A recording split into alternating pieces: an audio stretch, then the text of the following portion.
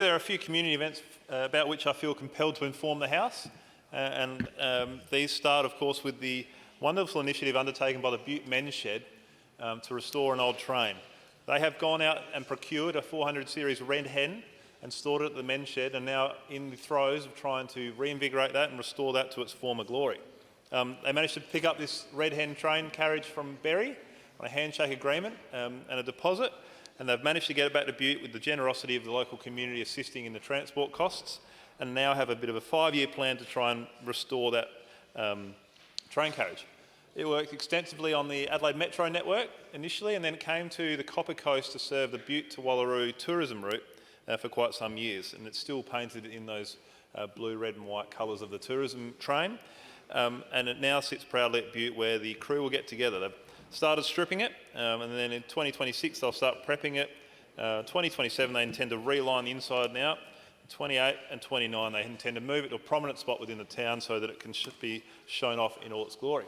This is a mammoth task for a small men's shed to undertake, but they must be commended, for giving their members something to strive toward and something to achieve. I popped out there the other day and caught up with Bevan Rose, the President, and Treasurer Greg Dermody, who I must say has been a bit of a driving force in this train initiative, and I look forward to seeing it take shape as I drive past the men's shed over the coming years. Another community initiative that I wanted to inform the House about is the Fisherman Bay AGM. Now, this House will be well aware that there's been plenty going on at Fisherman Bay with the freeholding of shacks and the investment going on in that community now that the owners of those shacks have freehold title, and it's wonderful to see all the progress being made out there. That, of course, means that there is a lot more for the Progress Association to do and a lot more complaints coming toward it. So it was wonderful to get there in the first week of January for their AGM when all the shack holders were there and listen to the issues. And one of the big issues coming out, which I maybe hadn't appreciated properly at the start of my tenure in this wonderful position, was the issue of mosquitoes. Now, the council, Barunga West Council, have something like 80 baiting stations around their council area to try and keep the mosquito population under control. There's quite a bit of stagnant water at Fisherman Bay that can lend itself well to a mosquito breeding ground. And just happens that this year has been a tremendously perfect year for mosquito breeding. So those that have visited Fisherman Bay this year have found that it's almost an unbearable number of mosquitoes getting around, and it's quite clear that the baiting program, the 80 stations that the council have got, haven't quite cut the mustard this season. Now, hopefully that gets back under control in due course, but we are aware, or at least the Progress Association is aware, that in 2016 and 2020 there was some quite extensive work done on alternative larval treatments that might help solve this problem in the more busy years.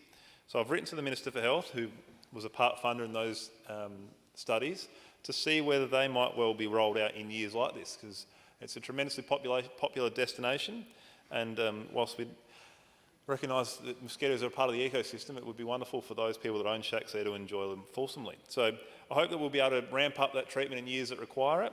It would have been nice to have it rolled out this year when we had seen the conditions incoming, but hopefully in the future we can be ready and able to react to these bumper mosquito years more quickly. So I'd like to congratulate Robin Lyons, who's a new committee member at Fisherman Bay, who's taken up this issue with gusto, on the work that she's doing.